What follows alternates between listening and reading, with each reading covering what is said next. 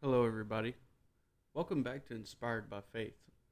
Today, in this video, I really want to discuss how I became a Christian, how my story basically, how I once went from not believing into believing. I wouldn't really call myself a atheist, more of a, really just a non-believer. I knew something was out there, but I didn't know what. But I wouldn't really call myself an atheist. I wasn't that deep into it. But, anyways, I started out when I was younger. I always went to church with my mom and my dad. We went to church every Sunday, every Wednesday. Would have dinner at my grandparents' house after every Sunday. Um, and we kept going to church. And honestly, I wasn't really feeling anything. I was trying to open my heart up, but at the same time, I cared a lot about what people thought and how I looked and stuff. And I was more worried about that than I was growing a relationship with God. And it got to the point where I would be so scared just to pray in church and to sing in church and to stand up. And those actions, those feelings that I had turned into these actions where I would be so disruptive in church and so disrespectful in church. And so, I never really focused on God while I was at church. I never really tried, at least. And, I spent probably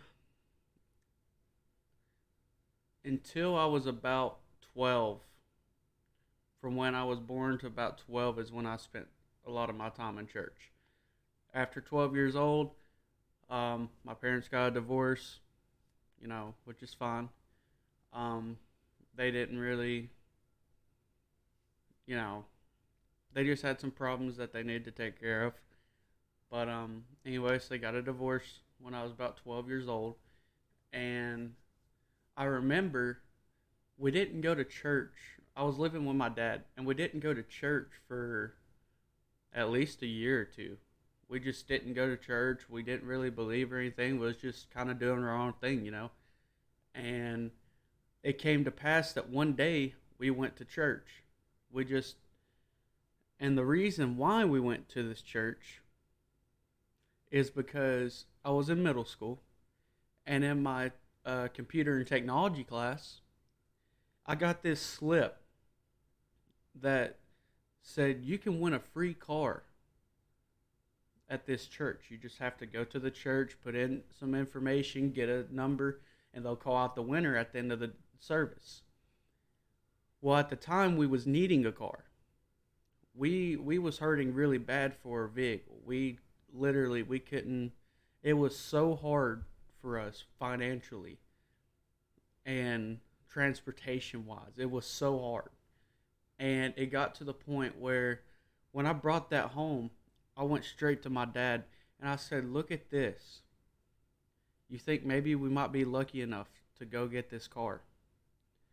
And at first we was hesitant, was like, "Yeah, well, I don't know, I don't think it's worth it." And then we started thinking, "Why don't we just give it a shot? Why don't we just give it a shot?" Okay. Well, we gave it a shot. Me and my dad went there. And we went to this church. We went inside the doors and we told them, "I got this little slip from my school. Is there any way that we can register, or what do we need to do?" And they took us to this table. We signed our name and stuff. We both got a ticket. And we went into the room where the service was going to be. And we sat in the very back. And I wish I could tell you what the preacher was preaching, but I can't remember. We wasn't we wasn't really listening to the preaching part. We were just wondering if we was going to get the car. I'm going to be honest with you. We was just wondering if we were going to get the car. So we stayed the whole service, and well, then five people were called up, and my ticket didn't win, but my dad's ticket did. But he gave his ticket to me so I could go up there. And we went up there. I was the last person called, the very last called. and we were all given an individual key, and we lined up from first to last. And if the vehicle didn't start up, then you didn't win the car. Well, the first person went, didn't start up. Second person went, it almost started, but it didn't. Third person went, didn't. And the fourth person, when the fourth person went, I was praying. I was like, we need this, we need this, we need this. And we ended up, the fourth person put the key in the ignition, tried cranking, and it didn't crank. And the amount of joy that had rolled over me and my dad, the amount of happiness that rolled over when I went in the car and when I crunk it up and it crunk up and I was honking the horn and everybody was cheering, clapping their hands, and it was so special because we needed it the most. And we didn't believe that God was going to give it to us. We didn't believe that, you know, it was going to even happen. But it happened because that's when we needed it the most. And God gave it to us. And shortly after that, we started attending this church every Sunday. We kept going every Sunday. And again, I wasn't really listening to a lot of the preaching. I was listening a little bit, and I wasn't really reading the Bible a lot. But when they would play music, I would sing a little bit and stuff. But like I said, I wasn't really too in depth with it then also. But I noticed that my dad started changing too. And we started getting better and better and better and better. And it was like we was starting to become happy with all the things that had happened. We were finally starting to grow that happiness back, that peace back, that strength that we needed, the wisdom. And, you know, all that was going on. And eventually we did quit going. But I kind of stepped back from, believing in stuff again. I backslided. And, it's, I can't remember the reason why I did, but I did. And then there was a time period where I went from my dad's house and I moved into my mom's house. Okay. And when I moved into my mom's house, wasn't really in depth with Christianity. That was when I was about 15. I wasn't really in depth with Christianity. Um, I really didn't care for it much. All I was worried about was working. And then I got in a relationship with my fiance. We started dating in 2020 when I was 15. And we, this was during the COVID. And, that whole time I was living with my mom, I really didn't get that religious or anything. I really didn't talk about God or anything. I didn't believe. And I went from my mom's house and I moved in my buddy's house. My close friend, I moved into his house for a little bit. And when I moved into his house, not even 2 weeks after, my truck broke down. The truck that my stepdad helped me get. It broke down, and I ended up selling it for half the price I paid for it, and all it needed was a little starter relay. It just had to be pushed in because it popped out. But I ended up selling the truck, and it was my favorite truck. I miss it every day. But anyways, I went from my buddy Matthew's house, and I moved into my dad's house. And when I moved into my dad's house, that's when I had I was in let's see, I was 16. I was 16. I was working, or no, I might have been 17. But yeah, I was 17. I was working, and it was my it was my senior year. Yeah, it was my senior year, and I was working and stuff, making sure that I was buying things that we needed and stuff, and we had something occur after I graduated. We had something occurred that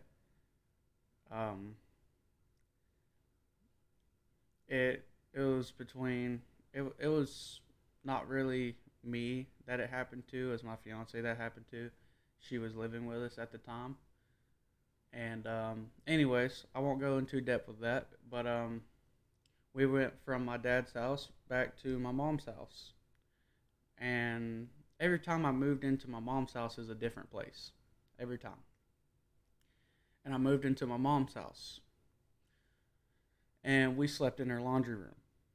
This was after high school. We already graduated and everything, was working full time. And it was last year actually when we moved into my mom's house. It was last October, late October, early November.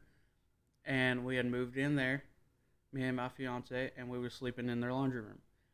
And we was working.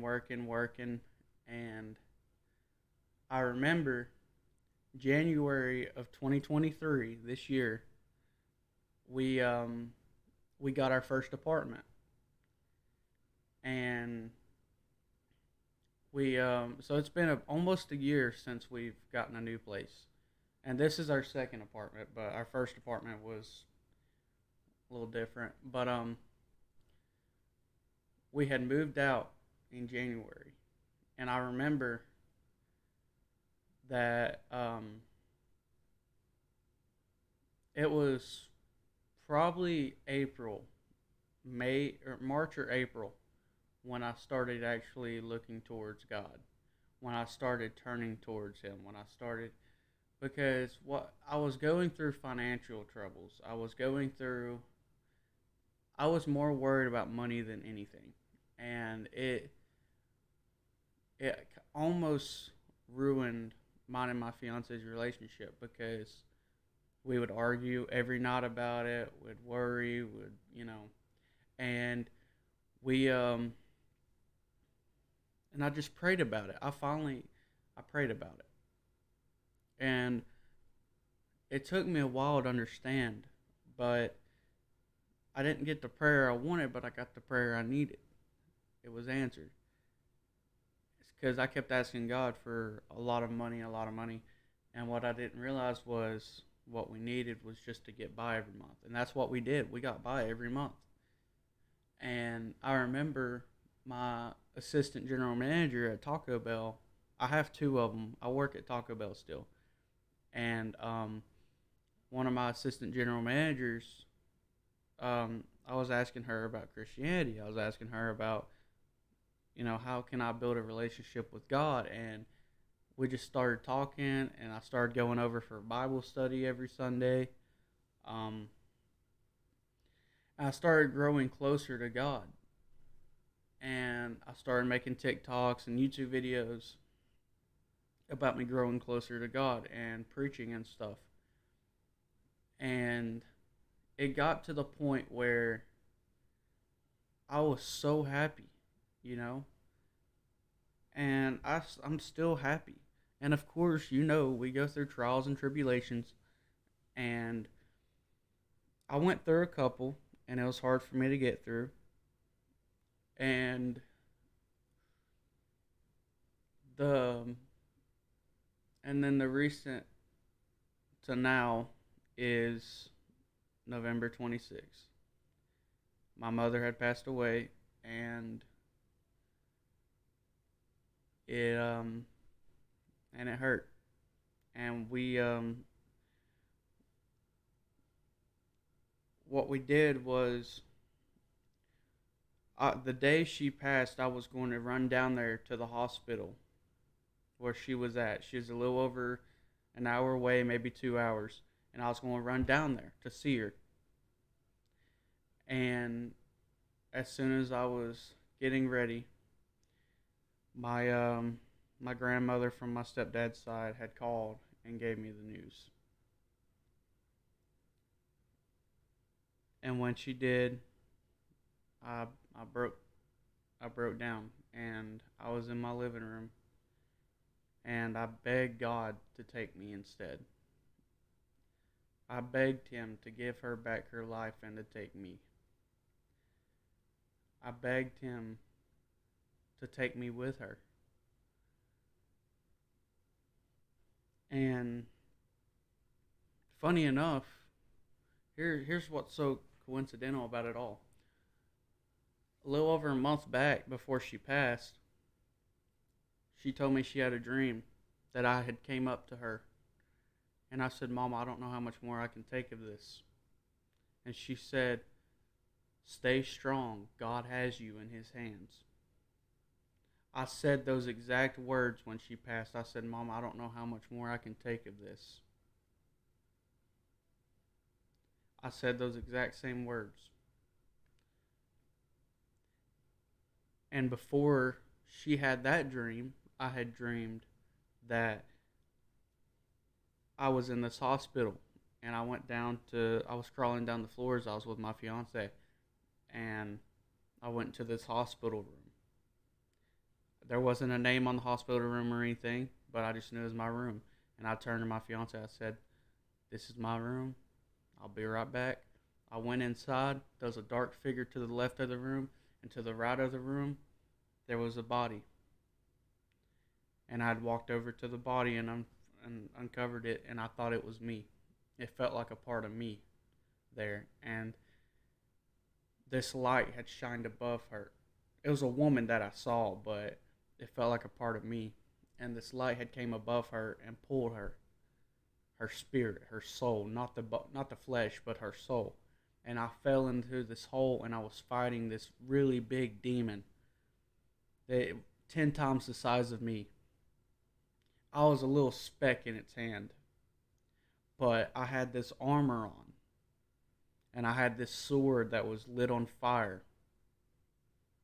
But every time I kept attacking it, every time I hit it with the sword, it'd put the fire out. It'd keep putting the fire out, keep putting the fire out, and keep putting the fire out. I couldn't do any damage to it. And I didn't know what that meant at the time, but now I know what that meant. My mom was telling me to stay strong, that God has me in His hands for a reason, because I didn't believe I was going to be all right. And when I was fighting that demon was that mental demon that of the loss of my mother. It was trying to tell me that it's not worth fighting no more. It's not worth continuing walking with God anymore. It's not worth it. And I kept putting up that fight, kept putting up that fight, and it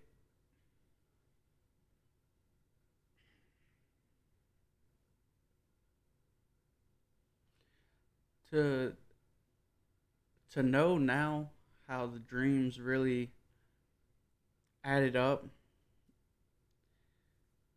It's really something else, because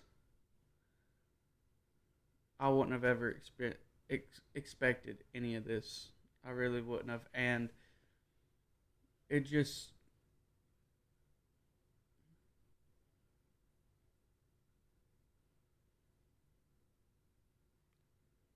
it hurts, but I know that deep down, her last days on this earth, I got to spend a lot of time with her, her last weeks, and I know that she loved me and she knew that I loved her. And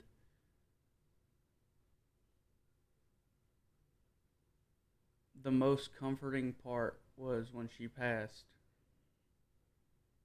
I begged God to send the comforter. I begged Him to give me the peace beyond understanding, and He did. With a flash of an eye, He did. And that night she passed, when I went to sleep, when I went to bed, I dreamed that I got to say goodbye to her. She was in this white van, and my stepdad was in the van with her, and I got to say goodbye to her. And I couldn't tell her enough how much that I loved her and how much I'm gonna miss her. But I told her one day we'll see each other again. It's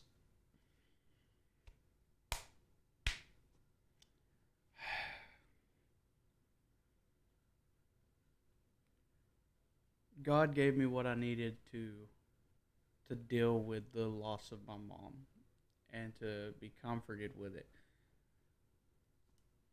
But then that leads to now. That was a little over a month ago when she passed, but that leads to now. I feel stronger than ever. Yes, I miss my mom. I will always miss her, and I will always love her. But there's one thing that keeps playing in my head. It's her telling me, you got to stay strong and you got to keep moving forward. You have to. Because God's plan is still in effect for me. What He planned for my mom was planned. It's done now. Now she's in heaven. But His plans for me, I can't just end my life because He still has plans for me. He's still working on me. But He's working on everybody too. And, anyways, okay. So, present time now, okay? I think this is the strongest I've ever been in Christ. I went from not believing to believing in a span of a year. Less than a year, 8 months. It doesn't even feel like 8 months. It feels like I just started. And I did technically, if you think about it, I did just start. But 8 months flew by. I went through so many trials and tribulations. We all have this year and last year and next year we will and the year before. It we're gonna face those things. But we're gonna be all right in the end every time. Because God will not fail us. He won't. But that is my story. I hope you did enjoy my story. If you have any stories that you'd like to share, please let me know. I have a email on my channel, and yeah, guys, just thank you guys so much for watching. If you did enjoy, please go ahead and hit that like button, hit the subscribe button, turn on those post notifications so you know when I'm going to upload next. And yeah, guys, have a blessed day. Thank you for watching Inspired by Faith.